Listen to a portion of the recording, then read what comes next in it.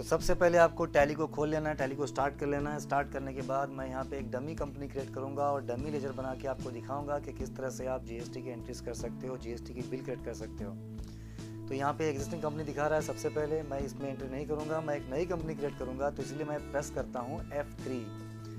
जैसे मैं F3 press करूँगा तो यहाँ पे मेरे सामने कंपनी के ऑप्शन पूछ रहा है। तो मैं यहाँ पे क्रिएट कंपनी एंटर कहता हूँ और एक डमी कंपनी क्रिएट करता हूँ आपके सामने, ताकि आपको मैं दिखा सकूँ।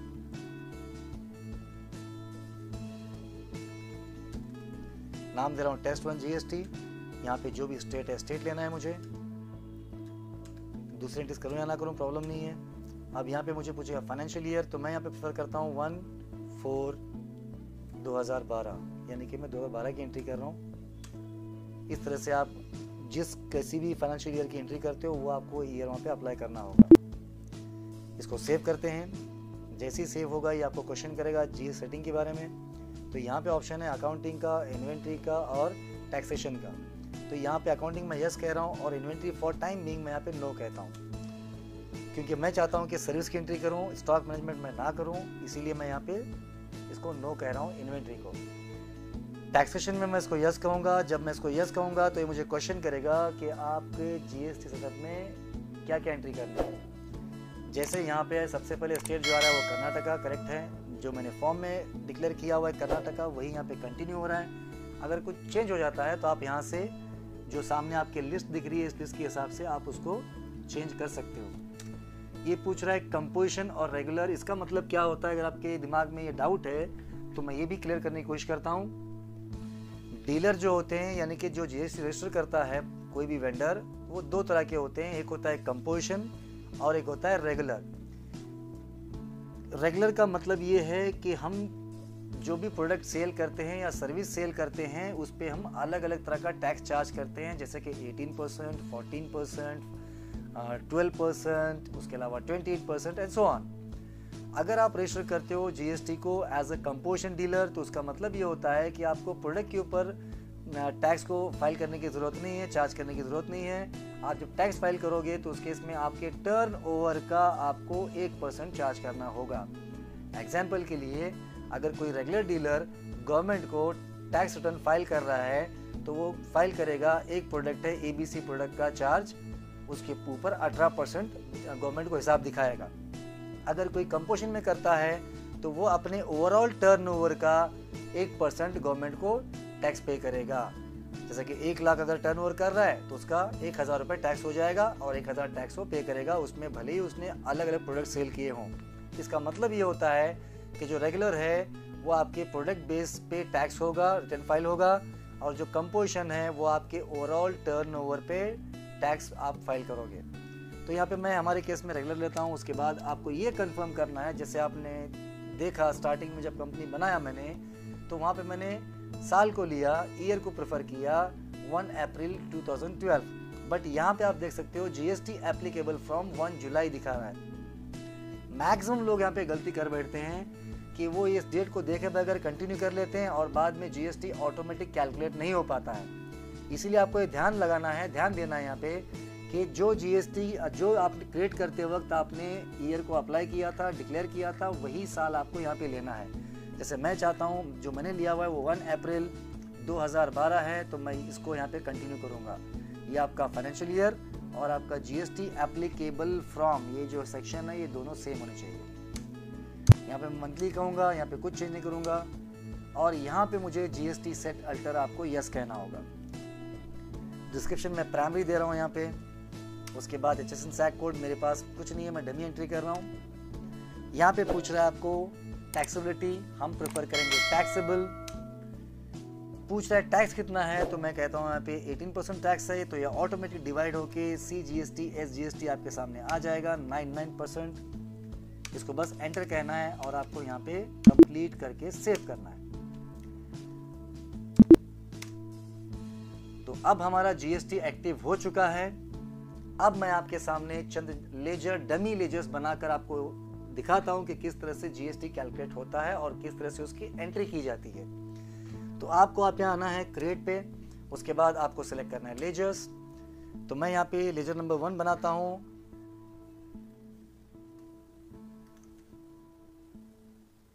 कस्टमर, इसका ग्रुप होगा सन्ड्री डेबिटर्स।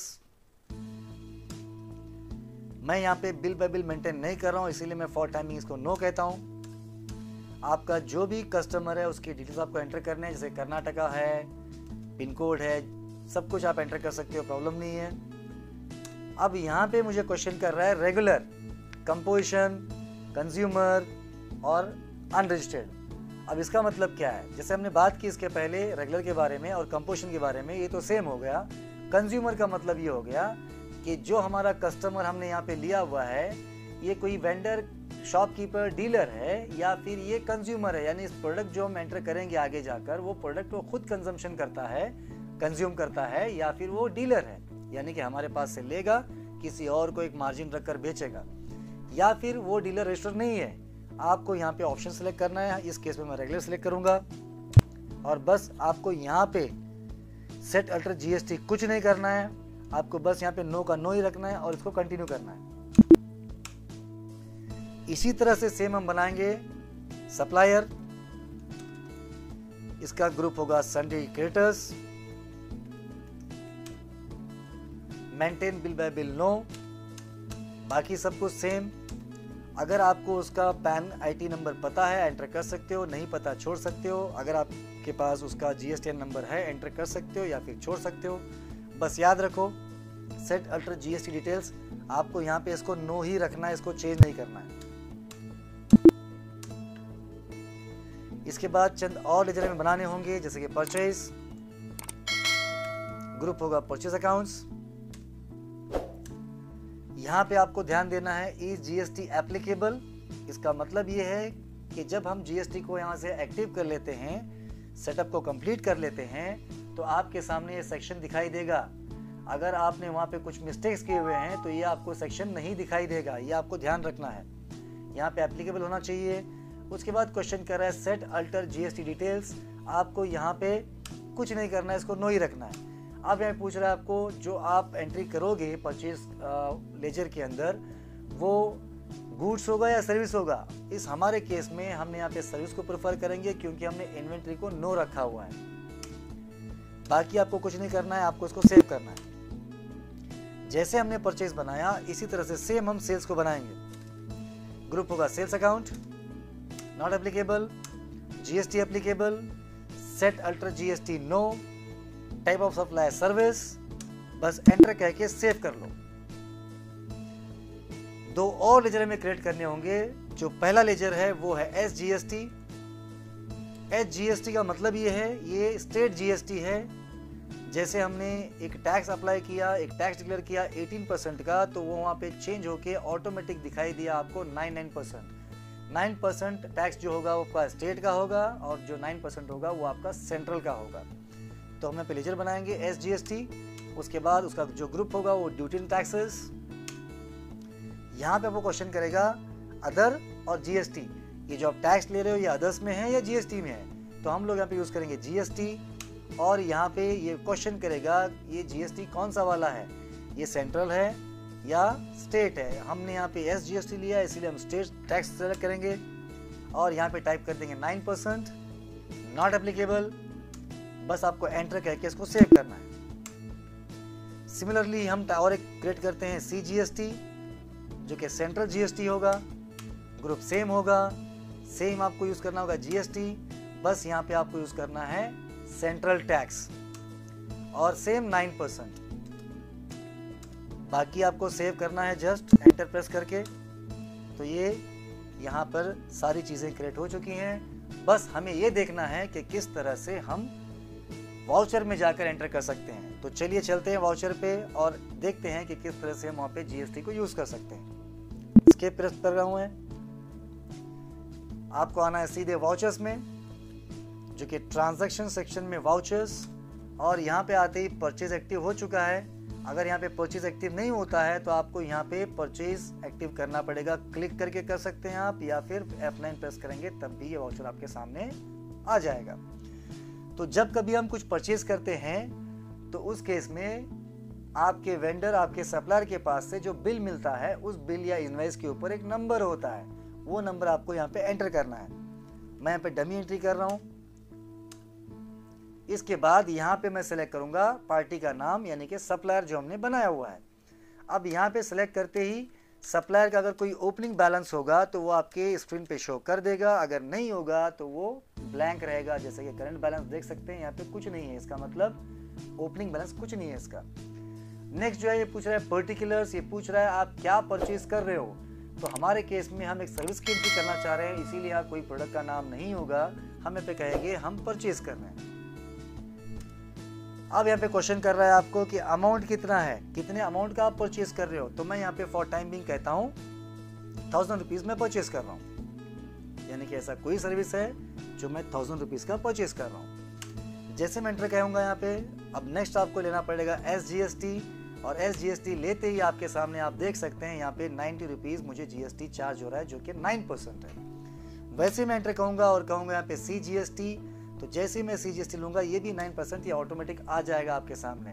तो देख सकते हैं मेरा जो परचेज है वो है 1000 रुपीज़ का, और जो SGST है वो 9% के हिसाब से 90 रुपीज़ होता है, और जो CGST है वो 9% के हिसाब से 90 रुपीज़ होता है। तो मेरा जो ओवरऑल नेट बिल हुआ वो है 1180 रुपीज़। तो अगर यहाँ पे आपको ये ऑटोमेटिक कैलकुलेशन नहीं होता है तो आपको चंद चीज़ें कंफर्म करनी है। नंबर 1, जो आपने फाइनेंशियल ईयर दिया है कंपनी क्रिएट करते वक्त, वही फाइनेंशियल ईयर आपके GST सेटिंग में है या नहीं है। नंबर 2, आपको ये देखना है कि जब आपने परचेज वाउचर बनाया तो उस केस में परचेज लेजर बनाया, माफ़ी चाहता हूँ, परचेज लेजर बनाया, उस केस में आपने GST एप्लीकेबल को यस कहा हुआ या नहीं, या फिर वहाँ पे नॉट एप्लीकेबल है। और आपने तीसरे नंबर पे उसी लेजर के अंदर आपने वहाँ पे यूज़ किया हुआ है सर्विस या फिर गुड्स। मेरे केस में यहाँ पे मैंने इन्वेंट्री को वहाँ पे नो किया था, इसीलिए मैंने यहाँ पे जस्ट परचेज लिया हुआ है। अगर आप इन्वेंट्री यस कहते हो तो आपको यहाँ पे प्रोडक्ट का नाम एंटर करना पड़ेगा और बाकी सब कुछ सेम रहेगा। चौथी गलती ये होती है कि हम SGST CGST में मिस्टेक कर देते हैं। SGST CGST हम अदर्स ले लेते हैं, वहाँ पे GST रेट अप्लाई नहीं करते हैं, तो तब भी ये ऑटोमेटिक कैलकुलेशन नहीं होता है। अगर आप ट्राई कर रहे हो फिर भी आपको प्रॉब्लम आ रहा है तो आप मुझे नीचे सेक्शन में कमेंट कर दें, मैं कोशिश करूँगा आपको उसका आंसर करने की। तो इस तरह आपको यहाँ पे एंटर कह के कंटिन्यू करना है। तो देख सकते हैं हमने परचेज की एंट्री कंप्लीट कर ली है। इसी तरह से आपको सेल्स पे क्लिक करना है। सेल्स की एंट्री के लिए बस फर्क ये होगा कि यहाँ पे हम पार्टी के नाम में सेलेक्ट करेंगे सप्लायर के बदले में कस्टमर, क्योंकि हम सेल्स कर रहे हैं। यहाँ पे अगर आप चाहते हो कि आप किस तरह सेल कर रहे हो, यानी कि dispatch document number, transport details के बारे में आप एंट्री चाहते हो तो यहाँ पे एंटर कर सकते हो, या फिर इसको ब्लैंक छोड़ दो, कोई इशू नहीं है। हम यहाँ जस्ट डमी एंट्री कर रहे हैं, आपको जस्ट ब्लैंक एंटर करते जाना है। इसके बाद ये पूछ रहा है इसका कोई बैलेंस है, नहीं है, देख सकते हो 0 बैलेंस है, क्योंकि ओपनिंग में हमने कुछ एंट्री नहीं की इसके बारे में। अब पूछ रहा है पर्टिकुलर्स के केस में मैं यहाँ पे कहूँगा सेल्स कहते ही ये पूछेगा मुझे अमाउंट, मैं यहाँ पे अमाउंट कहता हूँ 2000 रुपीज़। 2000 एंटर करते ही मुझे नेक्स्ट जो लेना होगा वो है CGST SGST, मैं लेता हूँ SGST। तो जैसे ही मैं कहूँगा SGST ये कैलकुलेशन ऑटोमेटिक कर लेगा। आप देख सकते हैं सेल्स का जो मेरा बिल है, जो मैंने सामान बेचा या सर्विस बेचा है, वो है 2000 रुपये का, और जैसे ही मैंने SGST सेलेक्ट कर लिया तो 9% के हिसाब से 180 रुपीज़ ये ऑटोमेटिकली कैलकुलेट कर रहा है। सिमिलरली नेक्स्ट लेना होगा CGST केस में यहाँ पे जैसे ही मैं इसको लूँगा तो आपके सामने 9% ऑटोमेटिक आ गया है, और साथ में 9% का कैलकुलेट हो रहा है, वो ऑटोमेटिक आपको यहाँ पे दिखाई देगा। तो मेरा जो ओवरऑल अमाउंट हुआ वो हुआ 2360 रुपीज़। तो इस तरह से आप GST को एक्टिव करके उस GST को अपने बिल्स में, अपने वाउचर्स में, अपने परचेज या सेल्स वाउचर में इस्तेमाल कर सकते हो। उम्मीद करता हूँ ये वीडियो समझ में आया होगा। अगर कुछ क्वेश्चन होता है तो नीचे कमेंट सेक्शन में आप मुझे बता दें, मैं कोशिश करूँगा आपको आंसर करने की। मिलते हैं एक नए वीडियो में बहुत ही जल्द एक नए टॉपिक के साथ, तब तक के लिए थैंक यू।